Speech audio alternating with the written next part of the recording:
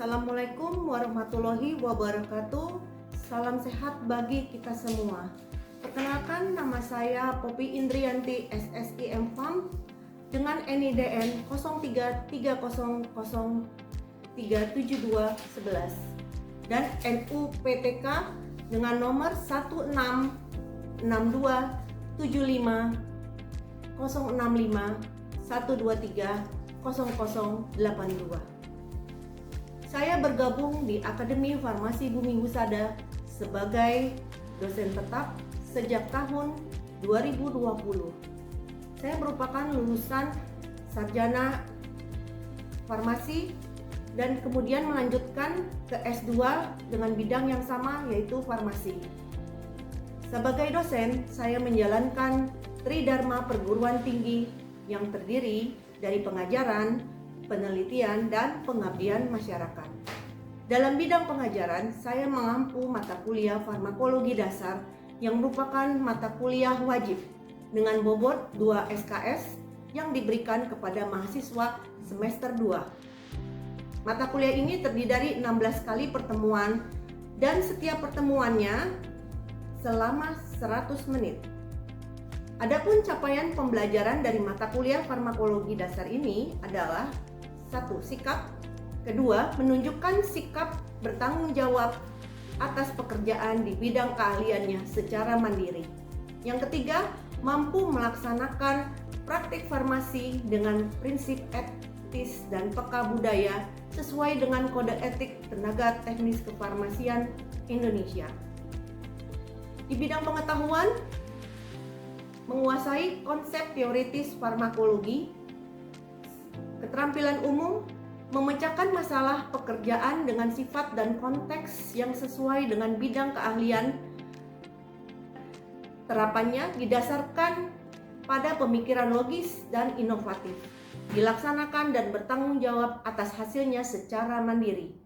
Untuk keterampilan khusus, mampu menyelesaikan pelayanan kesesuaian medikasi dan pekerjaan teknis farmasi klinik sesuai dengan etik dan aspek legal yang berlaku. Untuk CPMK, diharapkan mahasiswa mampu untuk memahami dasar-dasar farmakologi. Yang kedua, memahami aspek-aspek biofarmasi. Ketiga, memahami pengantar farmakokinetik. Keempat, memahami prinsip farmakodinamik. Kelima, memahami interaksi obat. Keenam, mengaplikasikan penggolongan, mekanisme kerja, indikasi, kontraindikasi, efek samping, dan obat golongan antimikroba. Yang ketujuh, mengaplikasikan penggolongan, mekanisme kerja, indikasi, kontraindikasi, efek samping dari golongan obat antiparasit. Yang kedelapan, mengaplikasikan penggolongan, mekanisme kerja, indikasi, kontraindikasi, efek samping dari golongan obat antifungi. Yang kesembilan, mengaplikasikan penggolongan, mekanisme kerja, indikasi, kontraindikasi, efek samping dari obat golongan virustatika. Deskripsi singkat dari mata kuliah ini adalah membahas tentang farmakologi dasar yang berisi pokok-pokok bahasan konsep dasar farmakologi, meliputi nasib obat dalam tubuh yang dikenal dengan farmakokinetik, kemudian prinsip dasar kerja obat yang dikenal dengan farmakodinamik, kemudian interaksi obat, indikasi, mekanisme kerja, kontraindikasi, dan efek samping beberapa golongan obat seperti antimikroba, antiparasit, dan antifungi, dan kemudian virustatika. Adapun bahan kajian mata kuliah, pada pertemuan pertama membahas tentang dasar-dasar farmakologi dan juga membahas kontrak perkuliahan. Pada pertemuan kedua membahas tentang aspek-aspek pada biofarmasi. Pertemuan ketiga membahas farmakokinetik dalam fase absorpsi dan distribusi obat. Kemudian pertemuan keempat membahas fase metabolisme dan ekskresi obat. Untuk pertemuan kelima membahas farmakodinamik obat.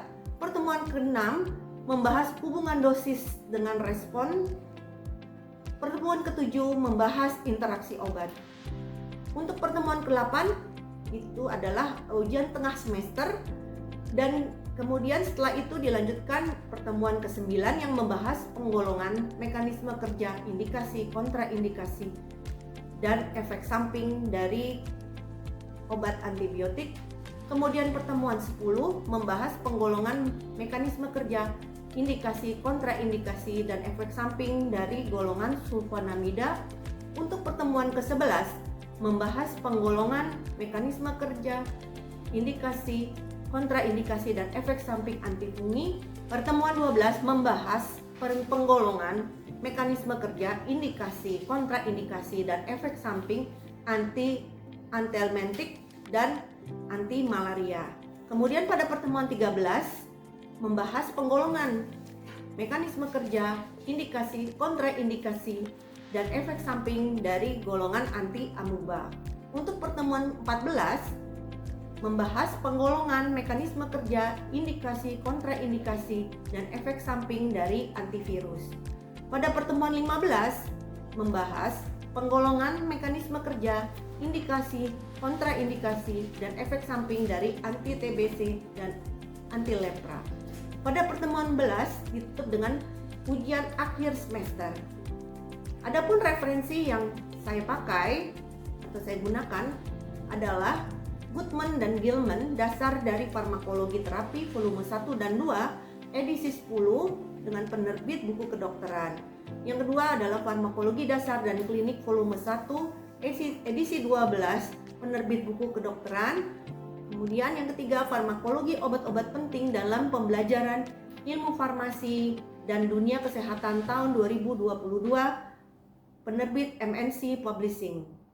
Selain buku, saya juga menggunakan beberapa jurnal yang berhubungan dengan mata kuliah yang saya ampu, yaitu farmakologi dasar. Selain itu, untuk membawa wawasan saya juga mengikuti pelatihan yang diadakan atau diselenggarakan oleh Badan Kajian Pengembangan Kesehatan Kementerian Kesehatan, antara lain seperti APDFI, Kemenkes, LLDikti Wilayah 3, dan lembaga lainnya. Pada perkuliahan ini saya menggunakan metode seperti ceramah, tanya jawab, dan diskusi. Untuk bobot penilaian terdiri dari tugas 20%, UTS 30%, dan UAS 50%. Berikut adalah video pembelajaran mata kuliah farmakologi dasar yang saya ampu. Terima kasih.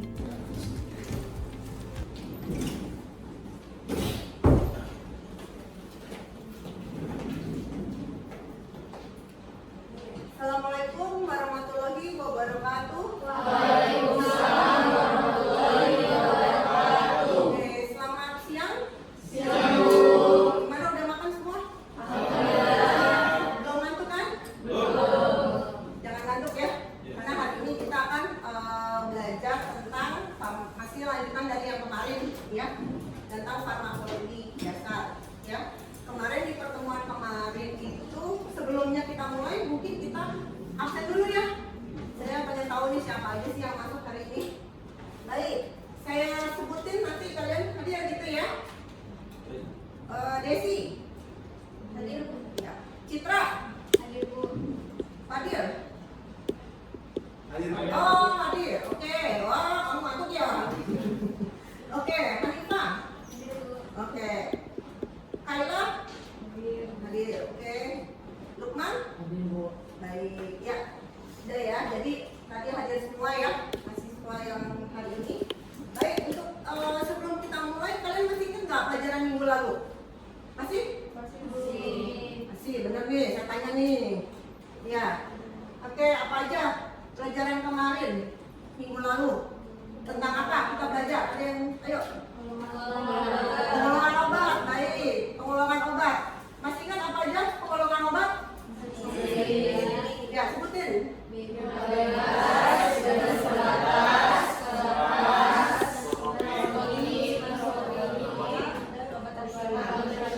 Nah, obat tradisional ada apa aja?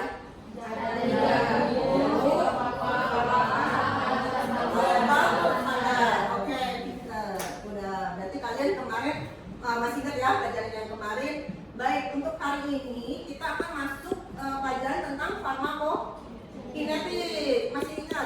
farmakokinetik. Kemarin kan udah disebut, iya. Farmakokinetik, apa saja sih di farmakokinetik? Ada fasenya?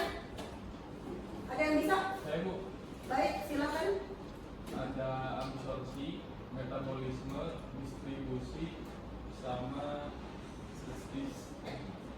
ekskresi. Oke, ekskresi. Baik, berarti di farmakokinetik kemarin kita sudah bahas sedikit ya, apa saja yang ada di dalam farmakokinetik tersebut. Baik, kita akan sekarang yang akan kita pelajari tentang absorpsi pertama. Ya. Oke, kita lanjut. Baik, sebelum kita mulai, ini ada beberapa referensi yang dipakai untuk mata kuliah ini, farmakologi, yaitu bukunya ini Goodman and Gilman, ya, dasar farmakologi terapi, ya, jadi itu farmakope yang kita pakai. Baik, sebelum kita ini, kita akan memperkenalkan apa sih istilahnya dari atau definisi dari farmakokinetik, ya. Kalau dengan farmakokinetik itu berasal dari bahasa apa? Yunani, ya, bahasa Yunani. Farma artinya farmakon, berasal dari kata farmakon, yaitu obat. Nah, kinetik itu artinya apa? Gerakan atau perubahan dari posisi, dari waktu ke waktu, ya. Jadi farmakokinetik merupakan ilmu yang mempelajari kinetik, ya, dari absorpsi, distribusi, metabolisme, dan ekskresi di dalam tubuh manusia. Baik, yang disebut parameternya itu yang tadi disebutin, ya. Oke, kita lanjut. Di absorpsi, untuk yang pertama ini tentu absorpsi. Apa sih yang terjadi di absorpsi? Jadi setelah kita minum, ini khusus untuk obat yang secara yang tadi disebutin oral, ya. Jadi secara oral itu bentuknya tentu tablet atau kapsul, ya. Nah, butuh waktu untuk absorpsi. Jadi absorpsi obat itu di mana obat itu berpindah dari tempat pemberiannya, ya, mulut, ya, tentu. Kemudian setelah pemberiannya itu masuk ke dalam aliran darah, ya. Agar kenapa bisa ke darah? Agar mencapai dari lokasi yang diinginkan, ya, yang diinginkan. Jadi tempatnya misalnya mau di perut atau mau di mana gitu, ya. Jadi obat itu akan mengalir melalui sistem peredaran darah. Oke? Jadi ini kenapa penting sih absorpsi? Kenapa ya? Ini salah satu parameter yang penting juga buat dipelajari, ya, tentu, ya. Karena ini penting untuk menentukan seberapa efektif obat tersebut sampai ke lokasi yang akan diobati, ya, di dalam organ manusia, di dalam tubuh, ya. Dan memberikan bentuk efek yang diinginkan, bukan efek yang tidak diinginkan, gitu, ya. Oke, ini ada beberapa faktor yang mempengaruhi absorpsi dari obat tersebut, yaitu satu adalah sifat fisikokimia obat tersebut. Sifat fisikokimia adalah solubilitas lemak dan derajat ionasi obat menentukan kemampuan obat tersebut untuk menyeberang melalui membran sel. Artinya obat tersebut harus mampu melewati namanya si membran sel. Nah, kalian masih ingat mungkin di membran sel itu ada berapa lapisan? Ada 2 lapisan, ya. Ada lemak, ada juga lapisan yang dikelilingi oleh air. Nah, untuk obat masuk ke dalam sel tentu harus berubah menjadi apa? Obat yang dari non polar menjadi polar, ya. Jadi obat itu kan masuk ke lemak. Lemak kan sel kita tuh ada lemak. Jadi masuk ke dalam sel agar bisa masuk, bisa menyeberang, tentu akan berubah atau berionisasi, ya. Oke, jadi obat-obat yang non ionisasi yang larut dalam lemak lebih mudah tentu menembus di sel. Kenapa? Karena di sel kita itu, di tengahnya itu lapisan yang lemah, jadi lebih mudah, ya, obat yang tidak terionisasi atau tidak non ionisasi. Nah, yang kedua itu pH lingkungan dari tubuh kita. Nah, pH lambung ada yang tahu? Asam atau basa? Lambung. Asam lah pH kita, ya. pH kita asam, Coba, kan ada nama asam lambung, masa bahasa lambung bukan ya? Asam lambung. Jadi absorpsi obat dipengaruhi oleh pH di mana obat tersebut diserap karena akan menentukan ionisasi obat tersebut. Nah, aliran darah ke lokasi absorpsi. Nah, aliran darah baik ke lokasi absorpsi memfasilitasi transport obat ke dalam sirkulasi tentu yang lebih cepat, ya. Ada juga motilitas dari gastrointestinal. Apa artinya motilitas? Ada yang tahu? Yaitu gerakan dari lambung tersebut. Jadi motilitas itu atau gerakan lambung dapat mengurangi waktu kontak obat dengan si dinding usus. Jadi dapat mengurangi dari absorpsi obat tersebut. Sedangkan motilitas yang rendah dapat meningkatkan absorpsi dari obat tersebut. Nah, ini ada juga tentang formulasi dan ukuran partikel. Formulasi obat, jadi sangat mempengaruhi dari absorpsi dari obat tersebut. Nah, kalau ukuran partikel, kan ada yang halus, ada yang kasar kan kalau obat itu. Nah, di sini pernah ada satu penelitian antara paracetamol dan phenytoin, ya. Untuk yang halus ini ukuran partikelnya tentu absorpsinya lebih banyak ya. Nih, lebih tinggi ya. Bisa kalian lihat, lebih banyak yang terabsorpsi. Kemudian kalau yang bentuknya kasar lebih sedikit ya, lebih turun. Nih, dari grafiknya bisa dilihat. Sementara obat lain panacetin ini ada yang bentuknya cuma segini ya. Berarti dia mencapai kadarnya itu cepat ya, karena bentuk serbuk atau bentuk formulasinya mungkin yang berbeda dengan obat paracetamol. Dan apalagi yang bentuk kasarnya ya, tidak hampir kelihatan ya. Nah, untuk formulasi atau bentuknya itu obat biasanya kan ada tablet, ada kapsul. Nah, kalau untuk kapsul itu kenapa diberikan kapsul? Ada tujuannya. Nah, karena ada pengaruh dari asam lambung ya. Nah, kapsul itu untuk biar agar obat tersebut utuh, yang nggak langsung hancur di dalam lambung. Nah, jadi setelah beberapa saat atau beberapa tergantung dari kapsulnya ya, beberapa jam atau beberapa menit itu setelah diminum agar memperlambat dari absorpsi obat tersebut. Agar kenapa? Agar mencapai hasil yang tentu maksimal dipakai untuk kapsul. Jadi atau dibuat juga tablet yang berlapis ya, atau salut ya. Nah, dengan maksudnya tentu tujuannya yang sama agar absorpsinya bisa lebih baik. Jadi obat-obat yang agar tahan di asam lambung sebaiknya diberikan dengan kapsul ya.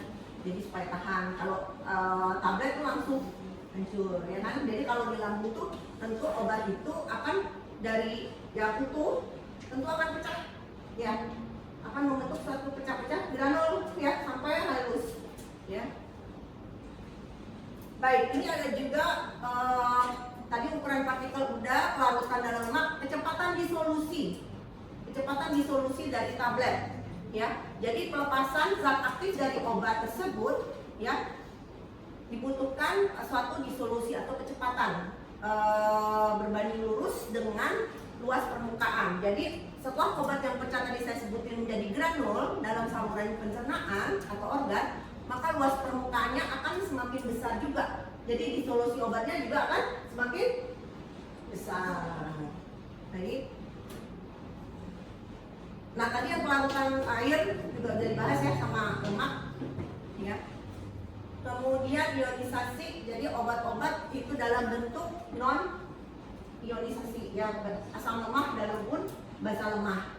Jadi apa tujuannya ionisasi? Agar obat tersebut mudah diekspresi ya kan, perubahan bentuk dari non polar menjadi polar ya. Karena obat-obat yang bisa dikeluarkan melalui ginjal atau melalui ekspresi itu yang dalam bentuk sudah terionisasi, artinya sudah bisa masuk ke ginjal. Karena kalau obat yang masih larut dalam lemak, yang masih basa lemak, asam basa lemak itu agak susah untuk dikeluarkan. Kemudian kecepatan pengosongan lambung. Nah, kecepatan pengosongan lambung ini juga ada mempengaruhi pada proses absorpsi ini. Ya, ada beberapa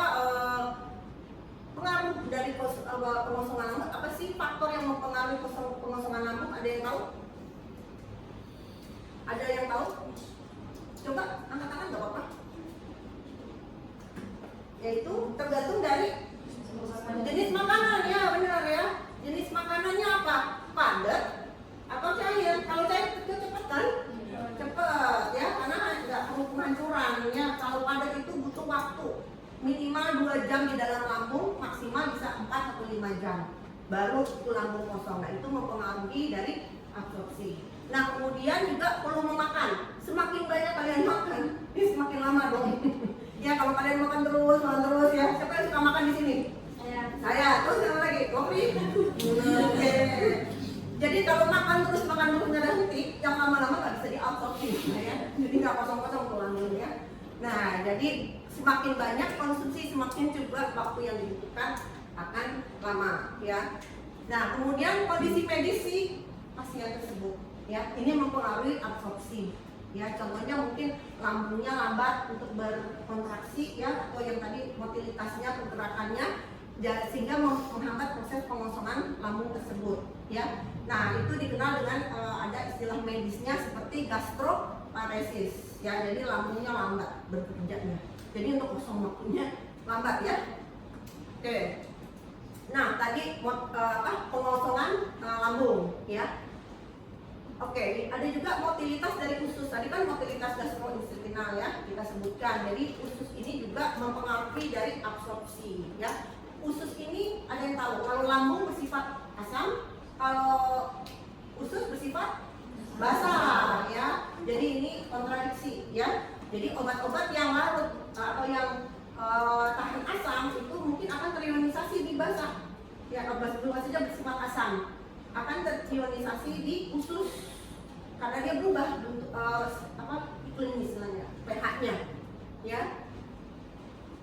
Nah, jika motilitas usus ini besar, maka akan mengurangi dari absorpsi obat tersebut, ya. Karena kontak antara obat dan absorpsinya ada sangat pendek, ya. Contohnya pada saat diare, ya. Diare kan kalian terus mengeluarkan feses atau cairan di dalam tubuh. Oke, pengaruh obat, makanan, obat tentu pengaruh obat. Ada obat yang bisa menghambat dari proses absorpsi obat tersebut. Atau minuman, tadi kan sudah makanan. Ada juga minuman. Ada yang tahu contoh minuman yang dapat menghambat absorpsi dari suatu obat? Boleh tanya ini. Susu, iya betul. Susu biasanya kalau diminum bersamaan dengan antibiotik, ya, itu bisa membuat suatu ikatan kompleks. Jadi ikatannya kuat yang susah buat dipecah, buat diabsorpsi. Nah, jadi sebaiknya untuk minum obat, minumnya dengan air putih, jangan kopi, ya, jangan teh, akan mempengaruhi dari absorpsi tersebut. Ya kalau boleh pakai pisang goreng boleh, ya. Kali ada yang nggak bisa minum apa? Obat kan pakai pisang gitu, ya. Nah boleh, jadi sambil minum kok nggak tahu rasanya di sini gitu, ya. Pakai pisang gitu. Oke, nah jadi cara pemberian juga mempengaruhi. Cara pemberian ini mempengaruhi, ya, mempengaruhi dari si obat tersebut. Nah, mempengaruhi kalau kecepatannya paling cepat dengan secara absorpsinya secara parenteral, ya, langsung ke sirkulasi sistemik. Kalau tablet kan butuh waktu lama, ya, butuh waktu untuk hancur menjadi granul, menjadi partikel yang lebih kecil. Oke, ada juga tadi saya bilang rute administrasi atau rute pemberian obat ke dalam tubuh. Tadi udah disebutin ada berapa? Ada secara oral, ya, secara sebutan, ya. Oke, nah ini dia akan memberikan atau mempengaruhi suatu absorpsi dari obat. Nah, bila secara oral yang kita lagi bicara tentang oral, ya, karena absorpsi itu banyak yang obat secara oral, ya.